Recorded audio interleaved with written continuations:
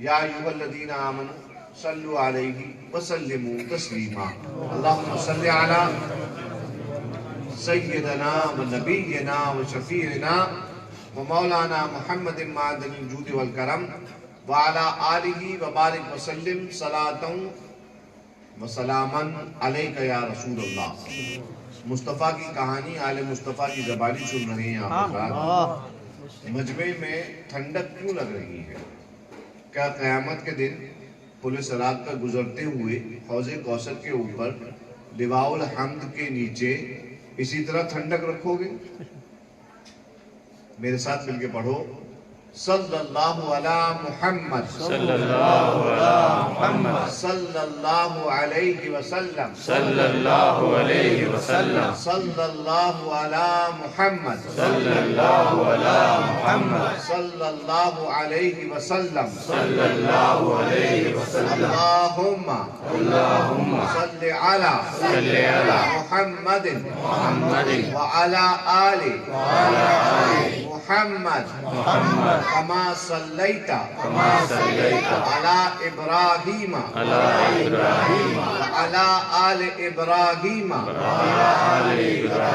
انکا حمید مجید۔ ہمیشہ درود پڑھو تو پورا درود پڑھو۔ بہت سارے معاملات ہمارے یہاں جب شروع ہوتے ہیں اور درود شریف پڑھنے کے لیے ہمارے علماء آگرہ کرتے ہیں لوگوں سے، تو صلی اللہ علیہ وسلم کہہ کے میں نے اکثر دیکھا ہے سید صاحب کہ اکثر لوگ صلی اللہ علیہ وسلم کہہ کے خاموش ہو جاتے ہیں۔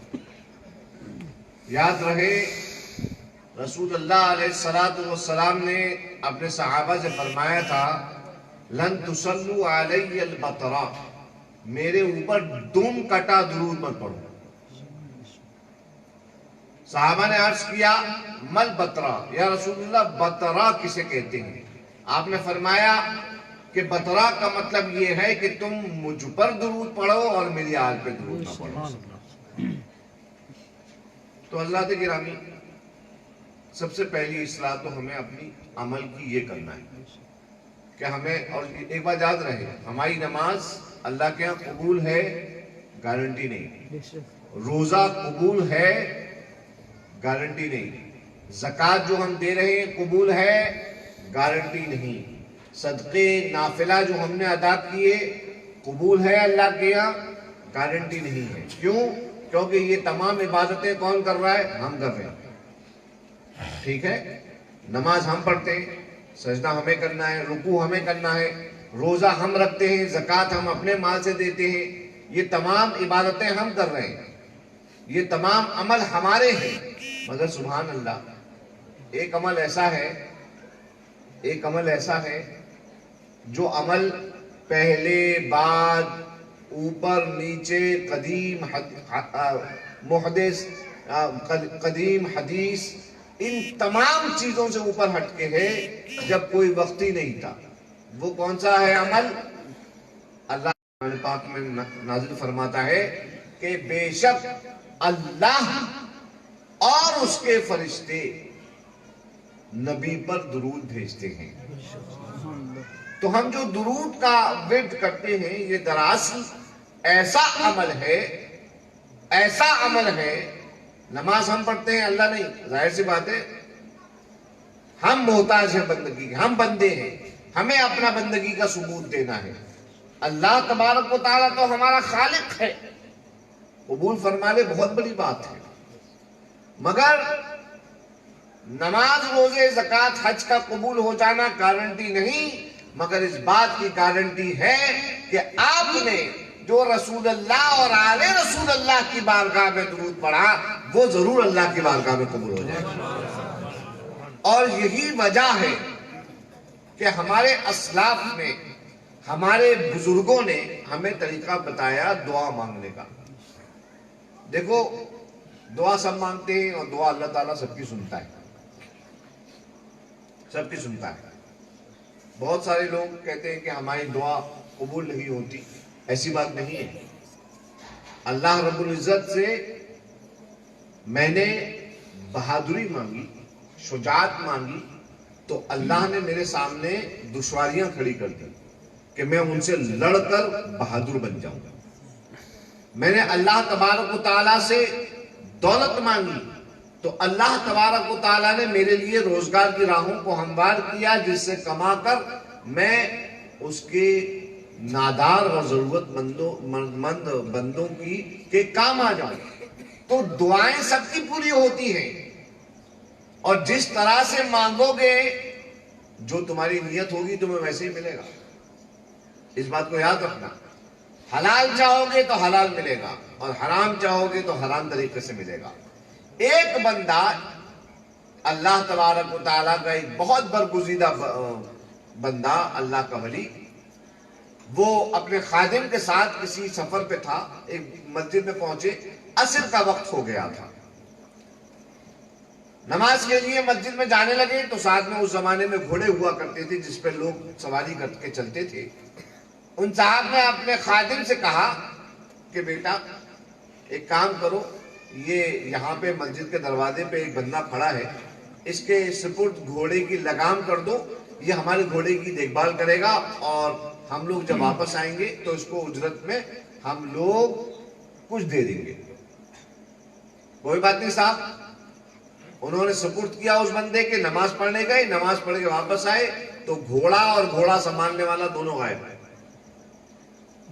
بڑے پریشان, اجنبی شہر, سواری غائب, کیسے سفر کریں گے؟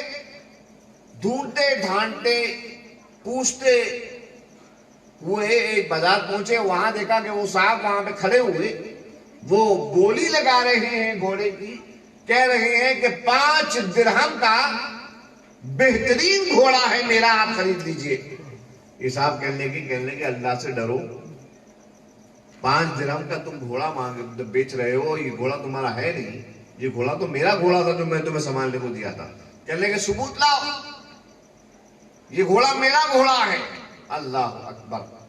خیر صاحب بڑا شریف النفس بندہ تھا, اس نے کہا بحث و مباحثہ کیا کرے, اور انہوں نے 5 درہم نکالے اور نکال کے اس بندے کو دے دیے. خادم نے پوچھا حضور آپ نے شرطا سے یعنی پولیس میں آپ نے اس کی کمپلینٹ کیوں نہیں کی کہ آپ کا گھوڑا چرایا اس نے؟ وہ کہنے لگا نہیں بابو, ایسا ہے میں اس کو سزا دیتا تو کیا دیتا اس کو سزا, یا دلواتا تو کیا دلواتا, دراصل میں نے اس کا انجام دیکھ لیا, اس بندے کا میں نے انجام دیکھ لیا. میں جب مسجد میں جا رہا تھا نماز پڑھنے کے لیے اور اس بندے کو میں نے دیکھا تھا تو میں نے یہ ارادہ کیا تھا کہ میں اپنے گھوڑا سنبھالنے کے عوض میں مزدوری اس کو 5 درہم دوں گا, اور یہ اگر مجھ سے مزدوری کے طور پر 5 درہم لیتا تو یہ حلال ہوتا اس کے حق میں, مگر اس کو کمانا تھا حرام سے. اللہ نے دیکھو ایسا ہے نا کہ اللہ نے تمہارا رزق لکھا ہے اور ہر بندے کا رزق لکھا ہے, اور جتنا لکھا ہے اس سے زیادہ نہیں اور اس سے کم نہیں. جتنا لکھا ہے اتنا تم کو ملتے رہے گا. اب بات کیا آتی ہے؟ بات تمہاری نیت کی آتی ہے کہ تم کس نیت سے اس رزق کو حاصل کرنا چاہتے ہو. چنانچہ ان بزرگ نے کہا کہ اس کی نیت حرام طریقے سے حاصل کرنے کی تھی, چنانچہ اس نے جو ہے وہ اس طرح سے ایک غلط کام کیا. بالآخر اس نے 5 درہم پہ یہ راضی ہوا لینے کو, آپ نے وہ گھوڑا میرے سپرد کرنے کو, اور وہ تو میری نیت تھی پہلے اس کو دینی کی. اللہ اکبر. تو حضرات گرامی میں کہہ یہ رہا ہوں کہ بندگی جو عمل کے ذریعے ثابت ہوتی ہے, نماز, روزے, زکوٰۃ, حج, اس کا قبول ہو جانا گارنٹی نہیں, لیکن درود کا قبول ہو جانا اللہ کی بارگاہ میں اس کی گارنٹی ہے. یہی وجہ ہے کہ ہمارے بزرگ, ہمارے اسلاف, بزرگان دین ہمیشہ فرمایا کرتے تھے کہ جب کوئی دعا کرو تو اس کے آگے اور پیچھے درود لگا دیا کرو. کہتے ہیں نا اکثر کوئی دعا کرنے کو بولتے ہیں, قرآن پاک کی آیت کو دعا کے طور پر, وظیفے کے طور پہ دیتے ہیں, تو کیا کہتے ہیں بزرگ, ہمارے مشائخ کیا فرماتے ہیں, بیٹا آگے اور پیچھے 11 مرتبہ یا 3 مرتبہ درود شریف پڑھ لینا. کہتے ہیں کہ نہیں کہتے ہیں؟ کیوں کہتے ہیں؟ کیونکہ وہ جو بیچ میں تم پڑھ لگے ہو وہ دعا ہے، اس کے قبول ہونے کی گارنٹی کیا ہے؟ آگے اور پیچھے ایسی بات کرو کہ جو بات اللہ کی بارگاہ میں مقبول ہے، اور اللہ کی بارگاہ میں اس کے حبیب کے ذکر سے زیادہ مقبول کوئی چیز نہیں ہے، کوئی چیز زیادہ مقبول نہیں ہے اس کے حبیب کے ذکر سے. سبحان اللہ.